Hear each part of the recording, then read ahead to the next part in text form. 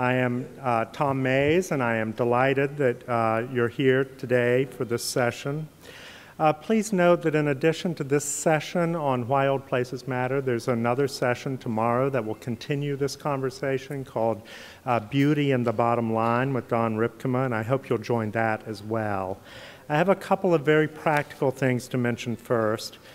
This is being video recorded, so please be aware of that as you move around. And if I could ask you all to please all turn off your ringers on your cell phones, I would appreciate that. There will be people circulating through the room throughout the presentations to take questions as questions occur to you. We're going to hopefully spend about 30 minutes of our time taking questions from the audience. I would very much appreciate it if you would submit them. We'll try to sort them, and then we will address them as a panel after each of us does about 15 minutes, 12 to 15 minutes of a presentation. Please signal the room monitor if you need assistance during the session. Feel free to tweet this. And Priya Chaya, who's walking around the room, has asked me to remind you to use the hashtag PastForward. So thank you. Look forward to seeing your tweets on this. First, I'd like to introduce the other speakers who are seated down here at this table. We'll each come up to the podium in turn. Their bios are in the materials online, but I'm going to ask Jeremy Wells to speak, who is a professor at Roger Williams University, and Max Page, who is a professor at the University of Massachusetts Amherst. And they'll be joining me today for this panel on Why Old Places Matter. So, as many of you know, over the past year, I've been in this exploration around why old places matter to people, thanks to the National Trust for Historic Preservation and to the American Academy in Rome, the two institutions that gave me the opportunity to do that. I think many of you have read the blog posts that I've been issuing, the essays, and if you haven't, I encourage you to go to them and read them. I'm not today choosing to use this very small amount of time to reiterate what those posts say. Instead, what I'd like to do is focus on the things I learned that surprised me about why old places matter to people, and that I think point into directions for the future of the type of work that we do. I've invited Max and Jeremy to share this session because their work is furthering some of those directions. Jeremy's going to talk about what we know and what we don't know scientifically about why old places matter and the relationship between people and old places. Max is going to talk about sites with difficult histories and the potential meaning that can be unlocked through those sites of conscience. Both of them are really going to get to the heart of why old places actually matter to people, to a deep fundamental meaning. And I was really struck this morning by the way all of the panelists grounded their work in place in how it matters for people. And I hope this session will help further the thoughts that they spurred for us this morning. Please, as we go through, please, as you think of questions, go ahead and write them on these cards, and Priya will circulate and pick them up. So my exploration of why old places matter began with this introduction, almost exactly a year ago today. And so far, I've written about a whole host of reasons that old places matter to people. I've written about continuity, memory, individual identity, civic identity, beauty, history, architecture, creativity, learning, sustainability. And I intend to write about economics, how economics makes a difference. And also commemoration and probably a few other topics. I don't really think there's a limited number of reasons that old places matter to people. I think that there are a vast number of reasons, and each place presents a different type of reason, a different layering of reasons, a different set of reasons, and each person's relationship with that place may present different reasons. But what I want to do today is focus on three of the essays that I think are really the most critical to understanding why old places actually do make a difference to people. And the first one I'm going to begin with is this idea of continuity. The first three are continuity, memory, and individual identity. And I use these words, but they're not necessarily the only words that can describe these reasons. But collectively, I think they really somehow capture the whole notion of why people care about places so much and why places are so deeply meaningful to people. All three of these relate to current studies in place attachment and place identity and current social sciences research. I will confess that as a 30-year veteran of the historic preservation field, I knew very little about the social science of place attachment. And so this was something that I learned about that was almost a revelation to me. And that's why I've asked Jeremy to come and speak to you about what is currently known in the social sciences about the relationship between people and places, and old places in particular. I said I was going to start with continuity, and I'm not going to go through all the details of continuity, but I'm going to pick up a couple of key things, and I'm going to read some quotes. Here's what continuity is all about. In a world that is constantly changing, old places provide people with a sense of being part of a continuum that's necessary for them to be psychologically and emotionally healthy. Maria Lewicka, an environmental psychologist, says, the majority of authors agree that development of emotional bonds with places is a prerequisite of psychological balance and good adjustment, and that it helps to overcome identity crises and gives people the sense of stability they need in an ever-changing world. The images I've chosen to illustrate this are, first, a schoolhouse. Many of us have struggled to preserve schoolhouses, and we've seen how much schoolhouses matter to people in their communities, and it is because of that sense of continuity and memory and identity that are bound up in them.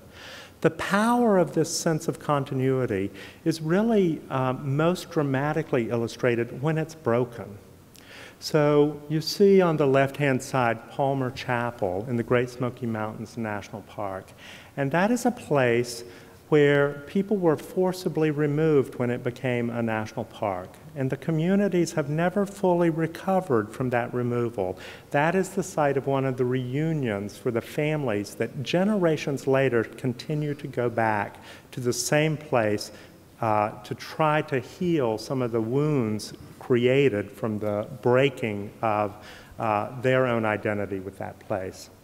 The other site shown is Matera in Italy, which I visited when I was at the American Academy.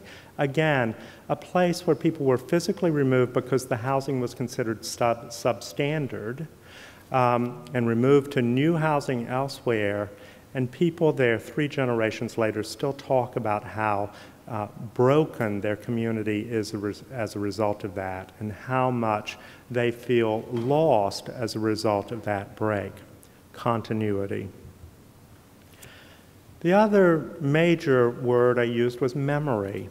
And again, I'm going to read just a point or two. Without memory, we're hardly ourselves. And those of us who have had parents who suffered from Alzheimer's or other relatives who suffered from Alzheimer's know what happens when we lose our memory and we are essentially no longer ourselves. And here's the quote. There is, as the geographers Stephen Holscher and Derek Alderman say, an inextricable link between memory and place. People anchor their divergent memories in place. And here I use two examples. An example, the Cafe Reggio in New York, which I went to in my 20s with my then girlfriend, which was a long time ago. And I go back there periodically, and it allows me to measure who I am now by virtue of revisiting that place. That sense of memory helps me confirm who I am and also measure who I've become. And I use the reflecting pool at the Lincoln Monument, the Lincoln Memorial, as an example of collective memory, memories that we all share together. I think we can all identify places like that where our memories of specific events are seared into our personality and into our identity. These places serve as mnemonic aids, and they're critical to why old places matter. Last of the trilogy is individual identity. Old places embody our identity, and people have long recognized this relationship. This is a quote from James Marston Fitch. Preservation affords the opportunity for citizens to regain a sense of identity with their own origins, of which they have been robbed by the sheer process of urbanization. Virtually everyone who has studied the issue in a wide variety of fields confirms the links between place and identity. There are those who even theorize that we aren't ourselves outside of place, that we are so tied with place that our identity is place. And the way I think of this is, what's the first question you ask someone when you meet them? Where are you from? And that's because that tells people more about who someone is than virtually any other particular fact. So that's sort of my trilogy of the three that I've chosen to talk about that I think are the three that are least understood in our field and least articulated in our field. But here's one of the surprising things I discovered. As I was writing about identity and individual identity, I stumbled across the fact that in my hometown of Charlotte, North Carolina, a preservation group had been formed to save Eastland Mall, the 1975 mall of my junior high school years. And I was stunned by this, and I couldn't quite make sense of it. A couple of thoughts. First, the local preservation review board actually designated the signs, and the signs were removed and reused as a community art project. The local newspaper talked about how how Eastland Mall actually embodied the identity of Charlotte. And the guy who was given the demolition contract to tear the place down actually set up a memory site where people could share their memories of Eastland Mall because he had met his wife skating at this ice skating rink. So I puzzled over this. What does this mean for our field that a place like Eastland Mall is a place that embodies this sense of identity and continuity and memory? And here are just a couple of examples of the essays that showed up in the press, the end of Eastland Mall, and sharing of Eastland Mall memories. So one of the things I concluded as a result of this is that it doesn't actually take very long for a place, in fact, it may only take a generation, my generation in this case, for a place to begin to have those attachments of identity and memory and continuity. And I think this potentially has ramifications for the type of work we do and what we choose to do. So I looked then at some of the traditional tools, and you all know I wrote about architecture and I wrote about history. Our traditional ways of designating properties focus primarily on architecture and on history, and they only seem to get to these ideas of continuity and identity and memory as a secondary effect, not as a primary effect. These ideas are themselves important, and I am in no way suggesting that we cease designating things on the basis of architecture and history. I am an architecture fanatic and a history nut, so I love both of those things. But I do think it points in a different direction for how we apply these tools. And one of the things I would point to in particular is this question about time, whether we look at things like the period of significance. Is that really a relevant factor when we're looking at trying to preserve communities in order to fulfill purposes like continuity and identity and history? The other factor that's present in history is the idea that when we're looking at history and defining history, we are often leaving things out. So if we're looking at preserving only a specific era, we end up erasing certain eras of history. And that's one reason I asked Max to speak. I asked him to talk about what happens when history is not adequately remembered and how it can be brought back forward. So this disconnect between these three primary purposes for historic preservation, I think we see and we sense. And here's where we see and sense them. At historic preservation commissions, I have often experienced this situation where someone will testify about how important a place is to them. And the chair of the Historic Preservation Commission, as he is legally obligated to do, will lean down and say, "Thank you for your testimony, but I hope you understand that the things you've been talking about are not relevant to our criteria." That seems to me to be missing some of the point of what I hope we're trying to achieve. And I simply raise that question and note that disconnect. At the same time that I was thinking about this notion of the disconnect between some of our traditional tools and these three primary purposes, I was also writing about sustainability. And I wanted to focus on sustainability a little bit today because I think it is the one area that has the greatest capacity to be a game changer for historic preservation. I wrote about it, and I wrote about the issues of, and this is not my work, it's the work of the Preservation Green Lab, of other institutions, of the many people who have been studying the sustainability of historic places and older places. But I talked about avoided impacts and embodied energy, phrases that I think you all have all heard about.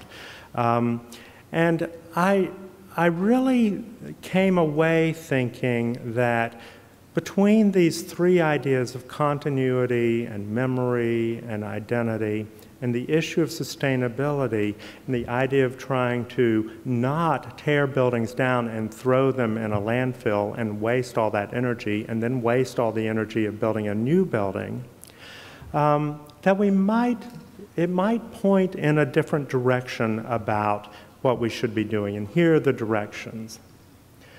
Perhaps recognizing that the existing built environment, regardless of age, supports the primary reasons that old places matter: continuity, stability, memory, and identity. And focusing on the evolution of place rather than an earlier period of significance. And finally, changing the paradigm from one where we're just saving a few things to one that encourages reuse and preservation and continuity instead of demolition, which will also serve these sustainability goals. I know some of these ideas are provocative, and I'm looking forward to having a conversation around them.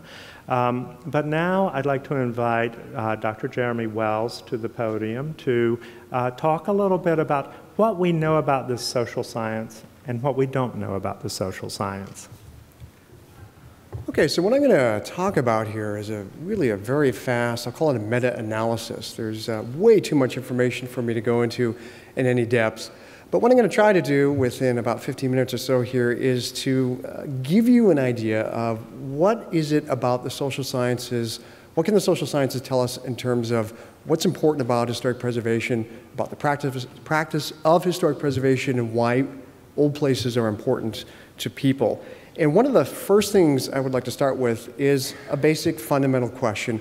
Why is historic preservation important? Why are older places important? The theme of this particular session. And when answering this question, I would say that we need to have some sort of evidence. So if we're going to make a claim as to why historic preservation is important, we need to provide evidence for that particular claim. And we do this all the time in historic preservation. We've got a lot of good quantitative evidence. For instance, in terms of economics, we know that preservation makes good economic sense. We've got good data to provide as evidence that it makes good economic sense. And similarly, we know, for instance, that from a sustainability standpoint, preservation is green. It's certainly a good thing to do, building reuse, recycling, embodied energy. We have good data to provide as evidence. And if you might notice a theme here, a pattern, this is quantitative data. If we can get numbers to provide as evidence, no matter what your discipline or field is, people pay a lot of attention to it. Problem that we have in historic preservation is that we've got a lot of these squishy kind of claims that are made all the time. For instance, historic places have a unique sense of place. Okay, what is that? How would you provide evidence for that? Or historic places foster community identity. So think about some of these ideas. Or what about historic places enrich our lives? I mean, what does it even mean about if you could have a historic place that doesn't enrich our life? I mean, these are very squishy ideas, subjective values that are in here. And so what kind of evidence do we have to support these sorts of claims that we hear all the time in historic preservation? And this is really the big question that I'm offering here. And it leaves us in kind of a dangerous position right now. And I love this quote from Daniel Boorstin, who's a historian. And he says, quote, "The great menace to progress is not ignorance, but the illusion of knowledge." And where we are in historic preservation practice today is we are assuming that we actually have the answers to those claims. We have evidence to back up those claims, but we really don't. But we're not alone. And I'm a huge proponent of multidisciplinarity, working with other fields and collaborating. And we can go to, for instance, in the built environment, our friends in planning and architecture have been looking at something called environment behavior research since the early 1970s. There's a really proactive organization out there called the Environmental Design Research Association. I started up the network area there for historic preservation, where we're looking at human-environment interactions in older places.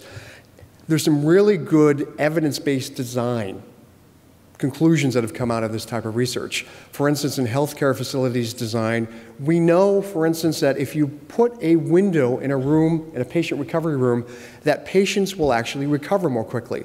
If you have a view to nature outside of that room, you know that patients will recover even more quickly. There's all sorts of evidence out there in terms of how we design the built environment that makes places better for people. So there's a platform here in the use of social sciences in how the built environment is designed. Our friends in environmental conservation have been looking at the use of social sciences in the practice of conservation for about 10, 15 years now. And the way that they're beginning to frame the problems in environmental conservation is that this is not a problem of science. It's not a problem of hard data that we have. It's a social problem. And along these lines, I came across what I thought was a really remarkable paragraph out of Conservation Biology. This was a editorial that Michael Maschia published in 2003. And I'm not going to read this quote or this section from the article to you as it exists now, but I thought it was remarkable if you take and highlight in red the discipline-specific terms. So these are environmental conservation discipline-specific terms. What if you yank those out and put in our terms, the terms of historic preservationist? This becomes remarkable when you read it, and I'll go ahead and do that. The disconnect between our art historical knowledge and preservation success has led to a growing sense among historic preservationists and practitioners that social factors are often the primary determinants of success or failure. Although it may seem counterintuitive, that the foremost influences on the success of preservation policy could be social, preservation interventions are the product of human decision-making processes and require changes in human behavior to succeed.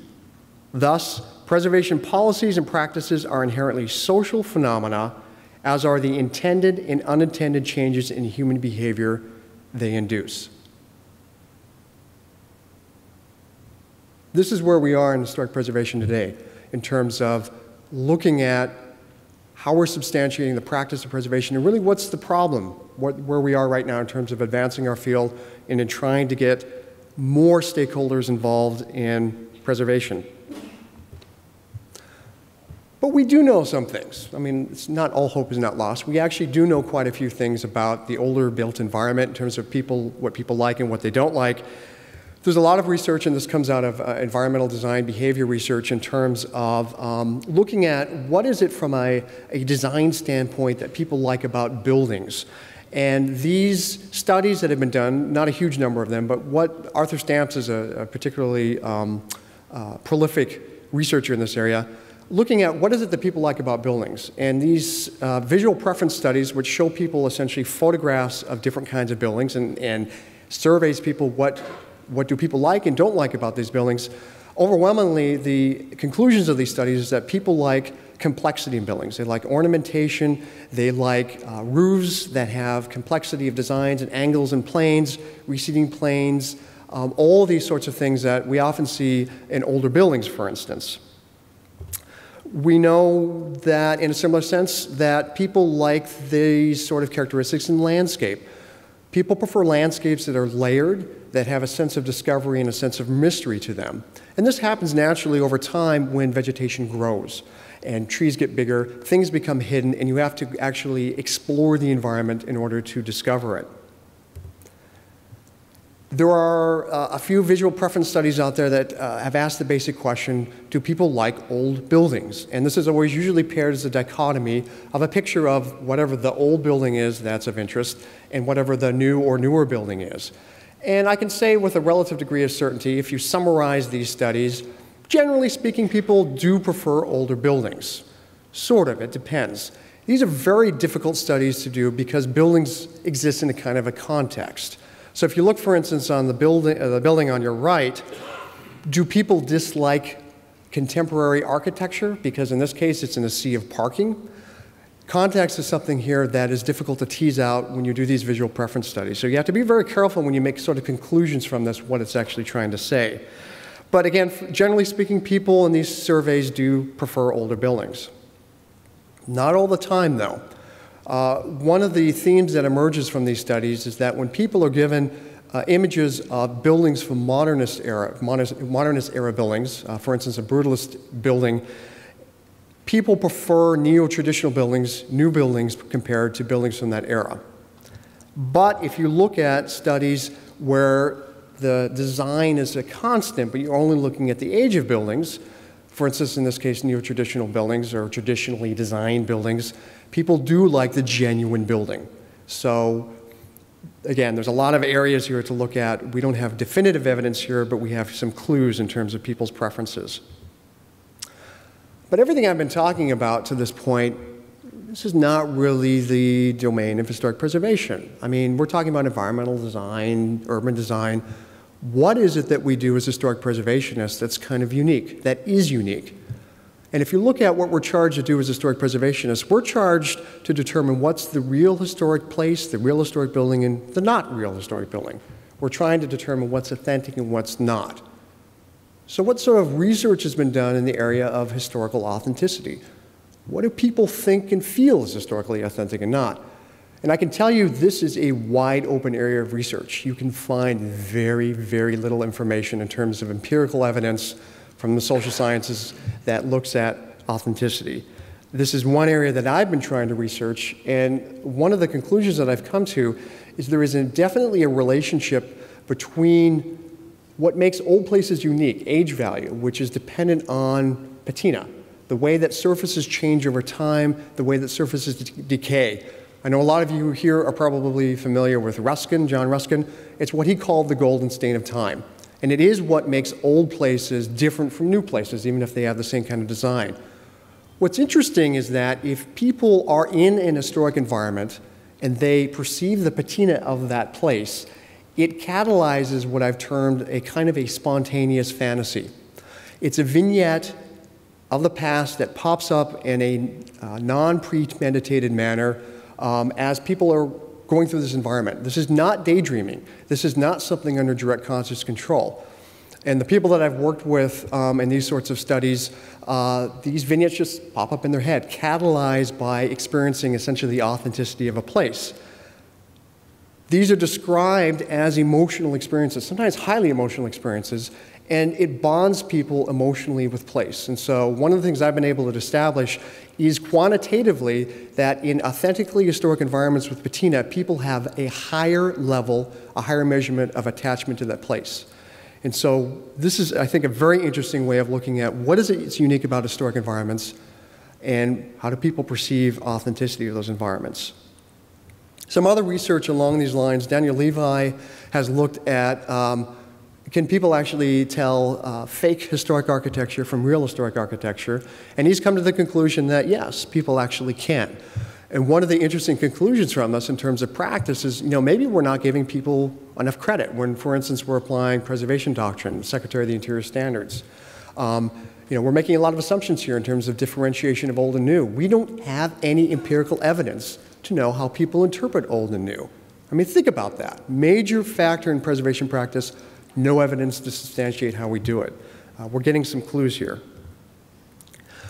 Some other areas in terms of design and in terms of authenticity is that we know that most stakeholders, when you ask what sort of design would be appropriate as infill construction in, say, pre-World War II traditional historic districts, they're looking at the same things that most design professionals do, similar form, massing, scale, fenestration, but they take it a step further, and they want the exact same ornamentation, and they'll even use phrasing like copy, which we know in terms of preservation doctrine is not the way that we like to see things done in terms of the way things get differentiated. But the way that informants are describing this experience is it maintains the authenticity by the infill construction sort of receding into the background. It's not the primary focus.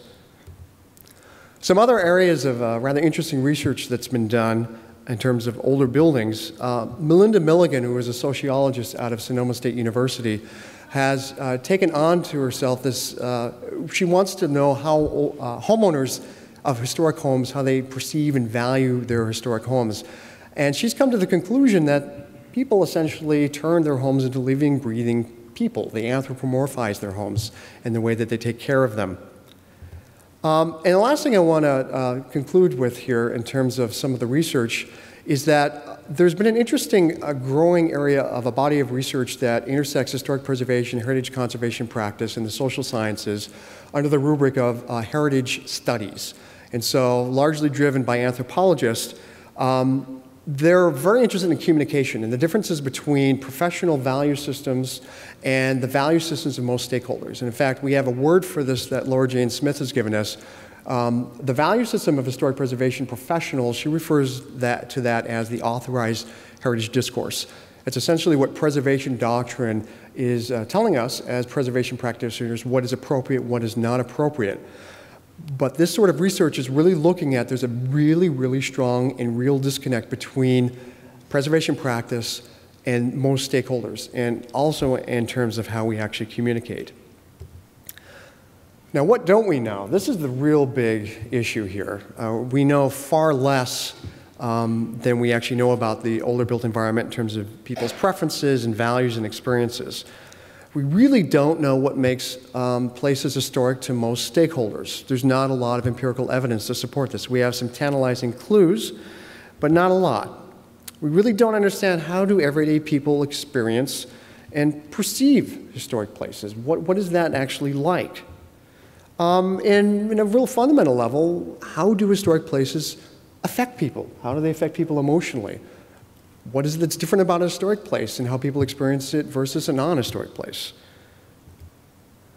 And one of the areas I'm really interested in is how do most stakeholders actually describe historic places, describe the activities of saving historic buildings? As historic preservationists, we're really good at talking to each other, just like in this room. I think we have a common value system here in terms of what we value in the historic environment, what we do with it. We use similar terminology. We're not so good at talking to most stakeholders. If you do surveys, if you look at the surveys and you ask people, do you want to save old buildings? Do you think historic preservation is important? Those surveys always say yes, yes, yes. If you ask those same people, are you an historic preservationist? They say no. What's going on here? We don't know. But if we understand the value systems of most stakeholders better, we have this tantalizing opportunity to be able to communicate in the language of most stakeholders. And if we are trying to, going back to this idea of changing human behavior, if we want to connect with stakeholders and change human behavior, we have to understand the other perspective. And we don't. If we are able to get to the point of understanding more of these values from stakeholders, then things get a little bit more complicated. What do we actually do with those values? Especially in terms of the regulatory environment. Legal systems are driven by objectivity. And we're talking about trying to understand the subjective nature of being in historic places and lots of conflicting values. How do we get to something useful from this? And this is an open area of research as well. How should this impact practice? We don't have really clear answers for that.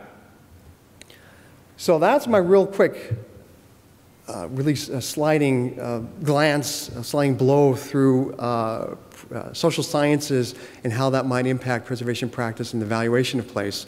If you have any questions, send me an email. There's a lot of studies out there. I'd be happy to send you citations if you want to actually take a look at this. I did not have enough time to go into that today. You can also take a look at my website where I summarize a lot of the areas of research that I've been talking about. So we'll have more time to talk at the end of the session, and I'd like to introduce now Max Page, who's going to be talking about issues of sites of conscience. Good afternoon. Wow, look at that sea of people. It's nice to see you all here. I'm really pleased to be part of this, this discussion today. And I think Tom started with the Pantheon, so I thought I would as well. He didn't actually get to experience this. I was in Rome at the American Academy with Tom, and I think if I had not bothered him and taken him on many walks and insisted on many conversations, he probably would have written another dozen blog posts by now. I had the joy of spending that time and seeing some of these amazing works of architecture, like the Pantheon. This is actually on Pentecost, when the roses are dropped through the oculus of the Pantheon. Makes a nice Jewish boy like me want to become Catholic. It was an incredible experience. Or to look out the window of the Academy at this remarkable place, the continuity of human history there, the architectural meaning, the individual and collective identity, all of these things that Jeremy and Tom have been talking about, such as at the Tempietto, just a stone's throw away from the Academy. All of these are deeply meaningful and part of our central purpose of what we undertake. I took one of the great walks of my life, actually, with Tom on the Via Appia, where you feel you can have that spontaneous fantasy about thinking about the past, and you feel an enormous sense of attachment. So my job is to bring you down a little bit, and then hopefully back up. And that is, my central point is that one of the key jobs, callings of preservation should be to preserve and interpret, and these things cannot be separated, preserve and interpret the difficult places of our society and our communities. Okay, and I'm going to illustrate that. I just left Rome. I'm going to go to Berlin, Buenos Aires, and back to Rome. Yes, in about 12 to 15 minutes. And I want to explain why this is so central and how it's how difficult places are used in different ways in different countries. And these are three places that I know quite well. I begin in Berlin. This is actually my father's scrapbook from the 1936 Olympics before he fled from the Nazis in 1937. So I've had this long dialogue with this place that is really a whole landscape of difficult sites in Berlin. Germany is an example of a country that is using historic sites as a way to never forget. And so here you see the ruin of the Gedächtniskirche, the memorial church, right in the very heart of what was formerly West Berlin. The grassroots archaeology that dug up and recovered the SS headquarters there to show the sites where many of the torture and many of the final solution was developed.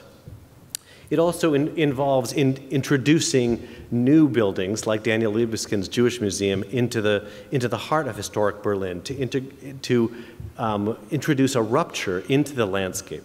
Throughout Berlin, it is a remarkable effort through memorials, through historic sites, to constantly keep the memory alive and to make the society never forget and to always confront that past. At the very heart of civic Berlin, you would think of this. This is the National Holocaust Memorial. Just off to the left of the slide is the Reichstag, the new German parliament, the old, and now again, German parliament. It is like if we put a massive 4-acre monument to slavery at the very in front of our capital in Washington, D.C. There you see, even when I returned, I went to Rome and then I went to Berlin for a few days. You see right in front of the Reichstag, they have introduced new sites, such as this memorial to the Roma and Sinti people, who were also murdered in a genocidal fashion.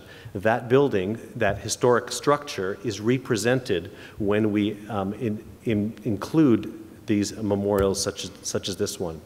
Germany has also pioneered what I think is so crucial for us to embrace even more than we have, which is the use of artists. Centrally see artists as central players in interpreting historic sites, such as this is Shimon Atti's projections of Jewish life into historic buildings, so you feel like they almost come alive. Or Renate Stee and Frieder Schnock, who have put these signs, just above street signs, they put these other enigmatic signs which document the ways in which Jewish life was steadily circumscribed in 1930s Berlin. This indicates, it's a hat, and it shows the law that says Jews can no longer be hat makers in the city. I end my Berlin trip in a historic site, the Babelplatz, where there were book burnings by the Nazis in the 1930s. And that site is important to save, but it is not meaningful, or it is not nearly as meaningful, without the introduction of this work of art, which is an inverted bookcase. And there you see, going down 12, 15 feet into the ground, are empty bookshelves. The books that were burned, and also the people that were burned who might have written more books that would contribute to human civilization. Let me take you now far down to Buenos Aires, a city that has boomed in the last couple of decades.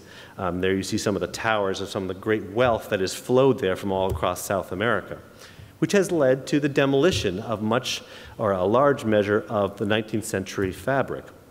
You can see that here. Now, many of the nascent preservation movement there has gotten involved in saving kind of the late 19th century and early 20th century French classical architecture. And this is important and good, but it is also seemed to be this huge divide between that group and the human rights groups, such as the mothers of the May Plaza, Madres de Plaza de Mayo, who have fought for now 30, 40 years to find the remains and document what happened to their children in the dictatorship of the 1970s and early 1980s. And it is the human rights groups that really, not the mainline preservation groups, that have focused on preserving and interpreting sites like the ESMA, the mechanical school, which was one of the main detention centers. This is an era of state terrorism which led to the 30,000, we think, people who were disappeared by their own government. This is one of the cells in that ESMA complex. Or here, another effort to document and interpret the buildings that were torn down by the government as they rammed a huge highway through the downtown to reward some and punish other political enemies. Or in this prison, a major prison that was used by the dictatorship in the late 70s period, it is actually being torn down, and part of the process, though, of instilling into the memories of the society, what happened here was to bring an artist in who knocked out some windows, glass bricks, and left others. And if you can see, there's pixelated images of some of the prisoners who were forced into detention there. There are massive memorials as well, such as this, marking the many people. Again, and so far they've only actually have physical evidence for about 10,000 people, but they suspect It's more like 30,000 that were murdered in that short period.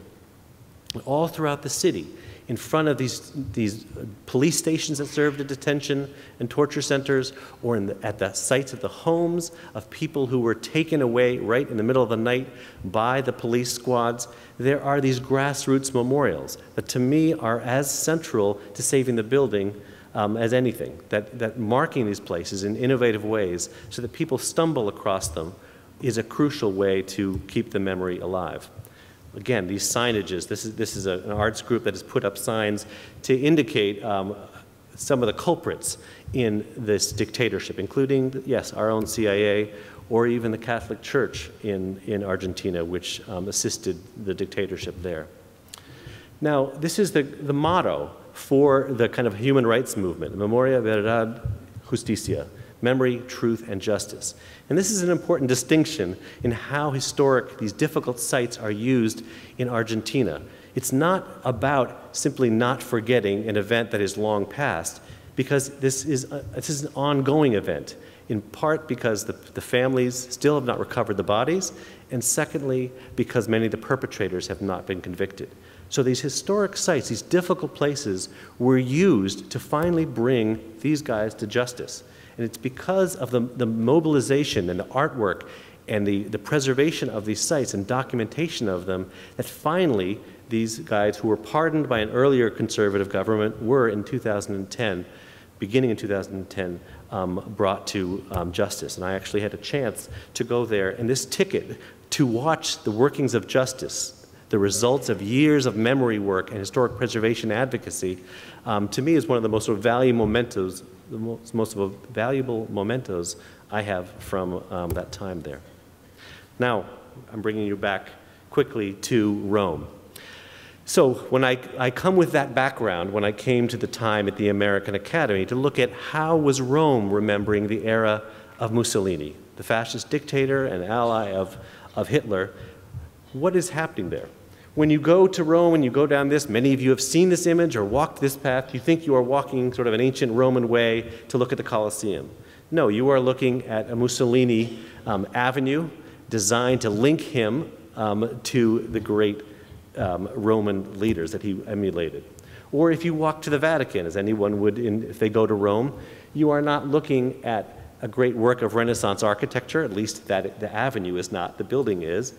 This avenue is a Mussolini avenue. In other words, this was built as a way of illustrating or as a kind of a gift to the Vatican for the détente between fascism, which had been opposed to the church, and the church finally in 1929 kind of coming to some kind of agreement. So this vista, which we now think of as so essential to the Vatican, is in fact a legacy of Mussolini and fascism. Throughout the city, you will find some still major propaganda sites, such as the EUR, a huge exposition center on the southern part of the city. This is his square Colosseum. This was supposed to be a great celebration of Mussolini after the 20 years of fascism in 1942. It never was completed, and the fair was never held because the regime was collapsing. The Foro Italico, not far from the Vatican, is a vast sports complex that was built by Mussolini largely to mark the reemergence of the Italian Empire. That is when they conquered Ethiopia. And so here at the entrance to this athletic complex, it says Mussolini Dux, Mussolini our leader. Obviously, this was taken recently, and it is still there.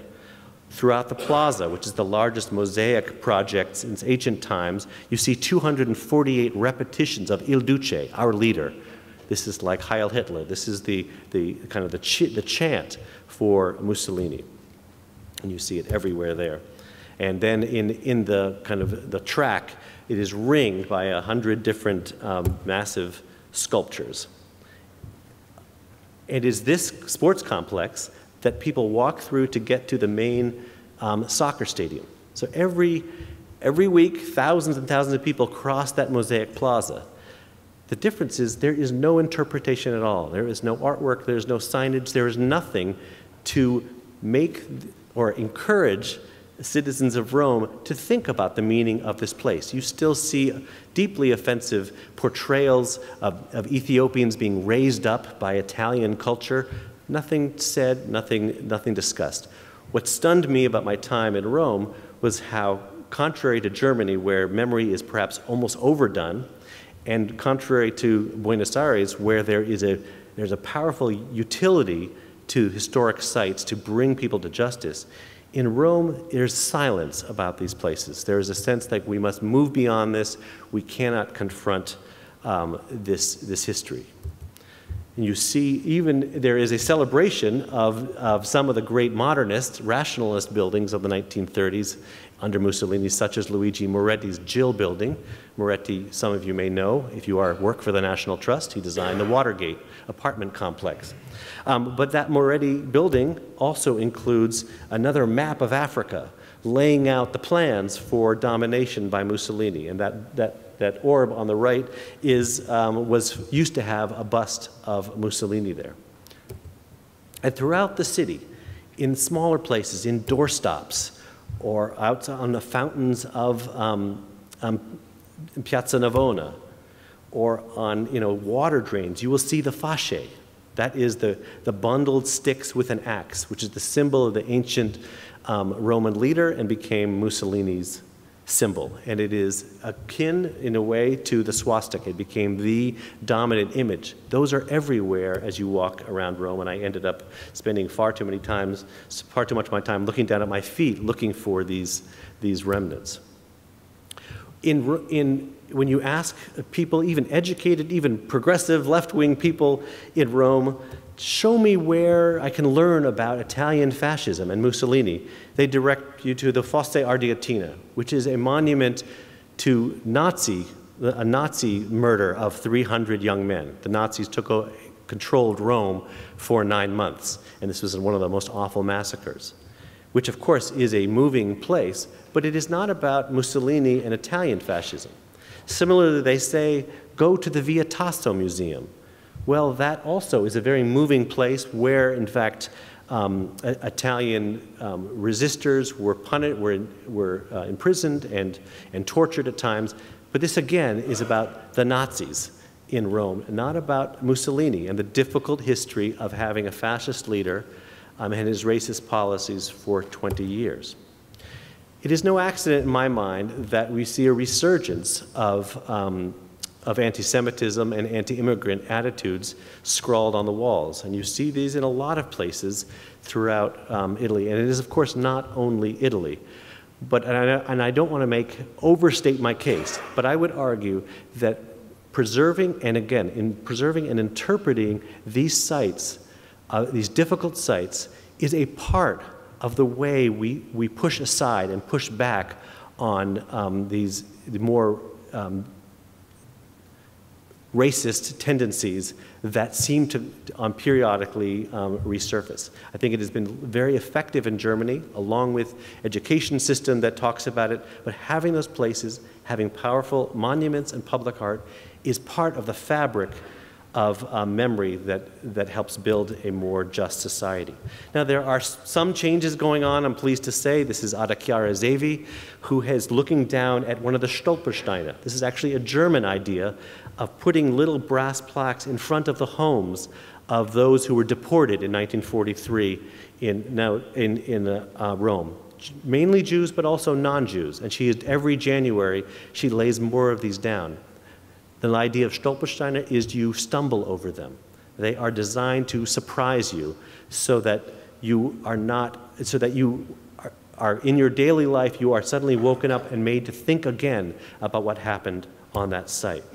Similarly, at Villa Torlonia, which has long been preserved as a wonderful work of late 18th century architecture, the home of the Torlonia family, it may now get a little pricking, because in fact this is where Mussolini lived. This is his bedroom. You will find a tiny little sign in a corner that says Mussolini slept here. In fact, this was the White House. This was his main headquarters throughout much of the 1920s and 1930s. Well, now Ada Chiara's brother is now designing a Holocaust museum and memorial on that site. Again, of both Jews and non-Jews who were specifically targeted by the Nazis. And this coming January, actually, I'm returning to Rome to curate an exhibition in which artists are going to be invited, have been invited, and will show their proposals for what should be done in the Foro Italico. What kind of public art projects could help Italians and Romans confront this difficult past? And here is his notion, it's a little hard to see, of actually tearing down that Mussolini Dux obelisk and leaving only the very top there, and then spreading the rest out in slabs across that huge mosaic landscape. So let me actually conclude with this image. This is a photograph, actually, that I saw the very first week I arrived at the American Academy. They had an exhibition, and this is called Demetra Opera by Mimo Iodice, an important Italian artist. And in a way, it is a metaphor for what we traditionally try to do as preservationists. We save the object, perhaps restore, we bring it back to life. That's one way to look at this. But I kept looking at this photograph. It's one of those things that kind of draws you in. You can't stop looking and thinking about it.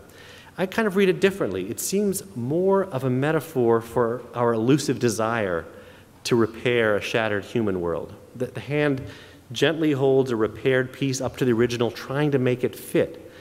But of course, it doesn't fit perfectly. It's only an approximation of wholeness can be made, and it requires the gentle hand to hold it there, a continuous effort, right? The hand is there. If it lets go, it falls apart.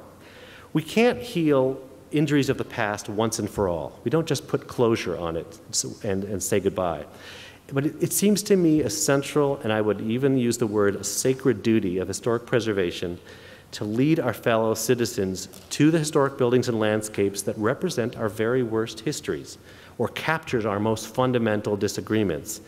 And then, like this hand in this image, it holds us there and makes us think again who we are. Thanks.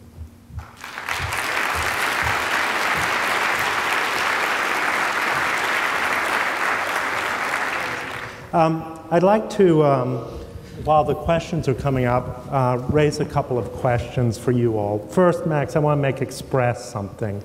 I read your presentation as highlighting the unrealized potential of historic places that can't be realized unless we make express this difficult history.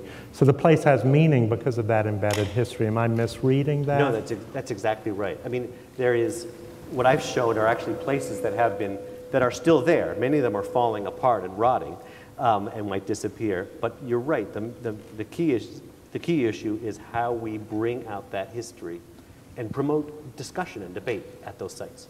So I would just like to highlight that there are many scholars around the world that criticize the way we preserve, what we choose to preserve and why and how, and that point of erasure. It's my perception that we perhaps don't pay enough attention to that. Any reaction to that thought? I certainly think that. I mean, you know, the reason I said I'm going to bring you down is that much of what I think the two of you spoke about, which is perfectly right and good, is about the positive things we gain in sort of uplifting our lives by through historic preservation. But I guess and so therefore I think we often don't save enough of or spend enough time on those places that are frankly difficult. I just today took a wonderful tour of slave sites in downtown Savannah, and I just loved the woman. Her name is Karen, I can't remember her last name, part of the Slave Dwelling Project. And she said, you know, some of this is going to make you uncomfortable, but the point is, let's keep talking. That's what we need to be doing. I thought it was a beautiful way of capturing what we need to do. Great, thank you. And I'll say I just went to a wonderful lunch speech by George McDaniel talking about the importance of reconciliation at plantation sites, acknowledgement, identification, and I think there's a session later this afternoon with the descendants of slaveholders and the plantation owners. So I invite all of you to go to that. Now, Jeremy, here's the question I'm posing to you. I think I talked about the things that I think we know in our hearts. And you're talking about the scientific evidence that we know from scientific studies. So do you have some specific recommendations for the first things we should be looking at to try to objectively examine the things that we know about preservation in our hearts, but that we'd like to see studies that demonstrate? Yeah, that's an excellent question. I mean, I look at multiple avenues here. I think that one of the areas that's really ripe for research, but really for a pragmatic purpose of improving practice, is understanding people's attachment to historic places and the experience that people have in historic environments. I mean, that kind of information could also help inform how, for instance, difficult places should be preserved. And I mean, I think it's an interesting question. How do people experience difficult places from an environmental psychology standpoint? Right. How might we be more effective at making an argument to save those places, using them for remembering our past and not forgetting that? I think there's a whole interesting psychological phenomenon that, if you think about, I think there's a movie called Memento that sort of epitomized this, but look at if you take photographs, do you save bad photographs? You know, everybody here does digital cameras. Do you save the bad photos, or do you probably delete them? I mean, we kind of go through this editing process that we want the past to be sanitized, and there's been lots of people that have written about this. But what's the phenomenon that's going on there that will influences people?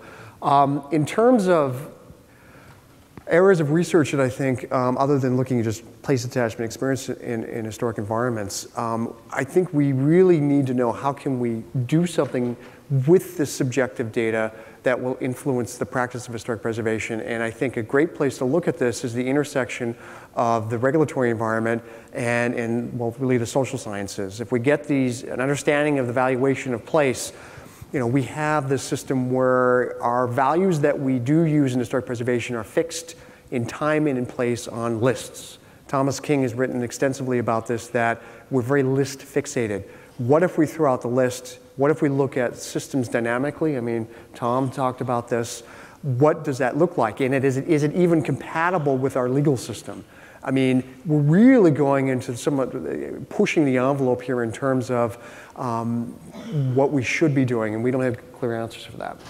You highlighted a study, and I don't think you said that you actually did the study, but the one that compared the new urbanist area to the historic area. Spontaneous fantasy one, yes. Expand on that a little bit and what the study was about, how you did it? Yeah, sure. So the way I set the study up is that we're close enough here. Raise your hand if you're familiar with the new urbanist development called Ion in Mount Pleasant. Okay, so a few of you. If you haven't been there, go there. Most people find it to be a strange experience. The developer, Vince Graham, specifically told me he wanted to copy historic Charleston, and he did the best he possibly could within the regulatory environment. It's one massive zoning violation that's been approved by the city. So what I looked at it was as a great opportunity to get at what this age value concept is. Because here I had a new development, Ion. Nothing there existed before 1998. Has the same architectural styles in historic Charleston. Same sort of setback from the street, same sort of density, similar patterns in terms of the road and the transportation. And the big difference was age. One environment was new, one environment was old. And I wanted to know what was the difference in people's experience of these two places. And so this is what I ended up discovering. And this is a mixed method study where I gave people disposable cameras in both Ion and historic Charleston. I told them, take photographs of anything in this environment as you're out walking about it that you particularly are interested in and that you like. And then I set up interviews with these people, and they just simply told me why they took the photographs and what was going through their heads. It was a wonderful experience because I did not talk. Those of you who do this kind of research, that's qualitative research, it's fantastic. I got really good data.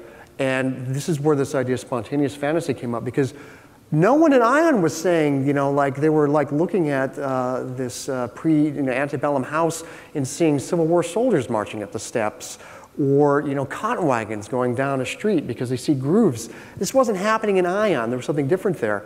And then when I took it an extra step further and tried to measure the differences in place attachment, people were much more strongly attached to historic Charleston than they were to Ion. And there was a clear correlation between the experience of spontaneous fantasy and the attachment. There was even a correlation between people who essentially thought of their historic or the general environment they were in, their neighborhood, as sort of a connected. In other words, that place doesn't exist of like discrete objects like buildings and trees and like bricks and gravel. It was like, if they described that they explained or that they experienced a place in a holistic way, they had stronger levels of spontaneous fantasy and stronger levels of place attachment. People who thought of places atomistically, lesser so. So there's some interesting psychological things going here that, I mean, again, right from further research. So when I read that study and as I hear you talk, it immediately takes me to this notion that comes out of the Preservation Green Lab book about older, smaller, better, that these are places that are creative also. Is it the fantasy or the spontaneous imagination that happens that makes these places such good places for the creative economy? I think, I mean, I've often thought about that in terms of a theory that it seems to make a whole lot of sense because the way that people described their experiences in Charleston, it sounds like a very creative experience that they were describing. I mean, I have to give, you know, if you look at even Ion, because of the way the landscape was layered and that sense of discovery and the mystery there, people really describe both historic Charleston and Ion, because of the urban design elements there, as sort of a mental puzzle that they love to exercise their mind over experiencing the environment. And whether we're talking preservation of places for that reason or even design, new urban design, I don't think we ask the question, how do we make these places, literally the environment itself, spur creativity? And I think it's been done naturally with historic places. Which is an age factor.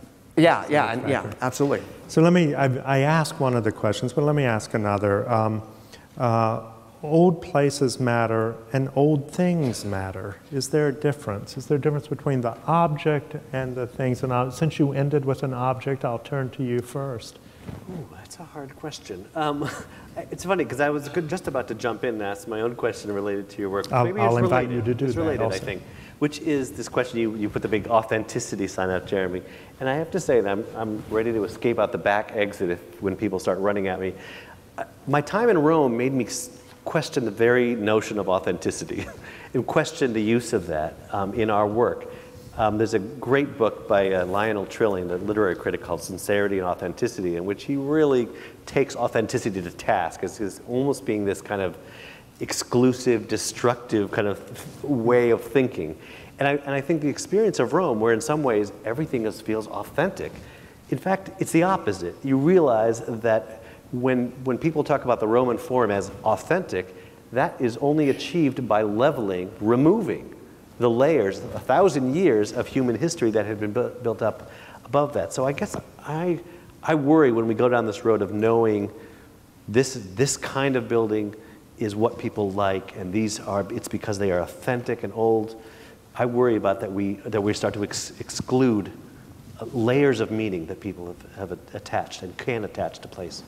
Well, the layers of meaning, that ties a little bit to, and I think we have some diversity of opinion here, because I came away from my research thinking the best thing we can do is try to provide a sense of continuity, starting from the existing place, not starting from a notion of what the place used to be, but starting from the existing place. And as I highlighted, that didn't require the places to be older than a generation, although in a generation you start to see signs of age and signs of patina. So I'd love to hear your reaction to that.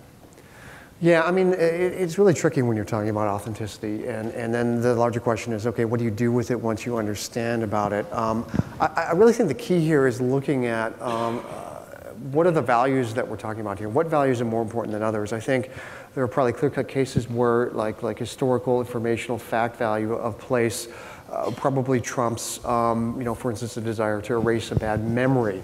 But I think it would be useful for us to start thinking in terms that there are multiple values here that we at least ought to discuss. And this has been happening increasingly just in general planning practice.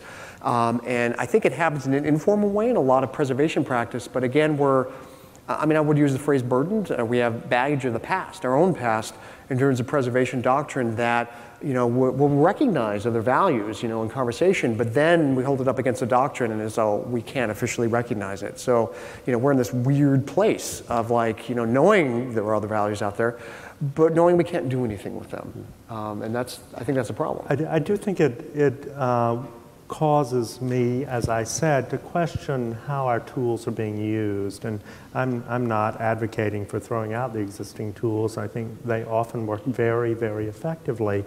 But I do think it calls us to question, should there be other tools?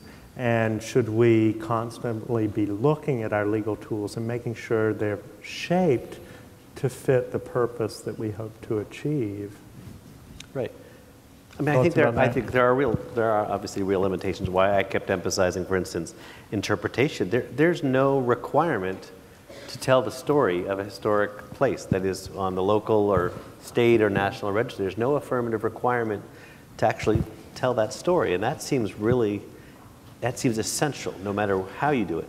Well, I'll take it away from requirement and just say, I do think there are more and more opportunities to tell the story than there ever have been before, and we heard about that this morning a little bit, and I think it's a great opportunity. So here's another question, and this was addressed to me, but I'm going to apply it to both of you. How do you see the reasons old places matter shifting for millennials? So I'll jump in first and say, I'm not sure. It's hard for me to not think of myself as being young, so it's a little bit of a struggle to answer You're not this a one. Not quite. I didn't used to be a baby boomer either, but I millennial is the moved point? into that year. So I actually think millennials view places much more flexibly than my generation did, and think of historic preservation in much broader terms and in much more creative terms. That's my reaction. I see some heads nodding. We have just a little bit more time, so I'd love to ask both of you, and I'll start just by saying, we're talking about directions for preservation grounded in why we think old places matter.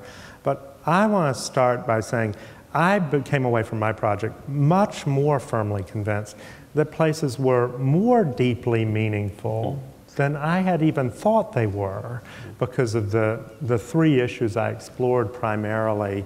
And I know you're interested in social science research that shows that. I just wanted to pose that question to you as you've done your work. Is it your thought that we should seek a deeper meaning, or that deeper meaning is there? So I'll just pose that. I'll start with you and then turn to Jeremy. I think, so this, one of the interesting things I think in this whole discussion is about what is universal, what seems to be universal in human connection, and what is to place, and what is time bound. And so I think we have to ask, why are we so concerned with this question today? And I think the globalization, I think changes in capitalism, all kinds of things are unsettling our connection to place. And so there's a universal underlying desire to have connection to place, but it is more fraught at the moment. So I think it is so important, this research, to figure out all the varieties of ways that people are searching for a connection to place, which will change over time. We have to believe that that's a part of the work we do, is understanding the changing ways that people connect to place over time. Great, thank you. Jeremy? Well, I mean, when we're talking about meaning, I mean, I'm thinking, emotion is a big part of that. And it's, there's a lot of interesting research out there in psychology in terms of how people make decisions about things, for instance, and how it is usually based on emotion. If I look at my own students, the students who are most passionate about a particular topic are the ones that perform the best. So there's an emotion behind that. And so it's again, this is a really squishy area, but, meaning and emotion are connected. And I guess I don't think we have anywhere near a good description of how that works in the historic environment, or just environments in general.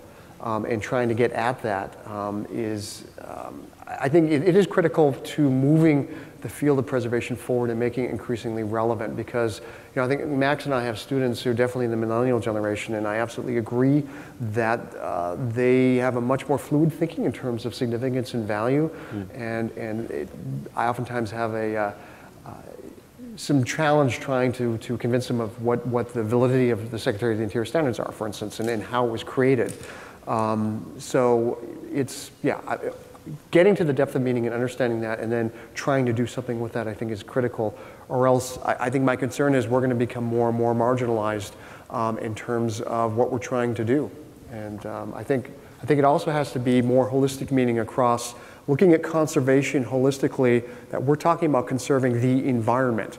So if like my research going back to landscape, if you look at what makes people really attached emotionally to historic places, it is immeasurably bound to landscape, to cultural landscapes, those elements.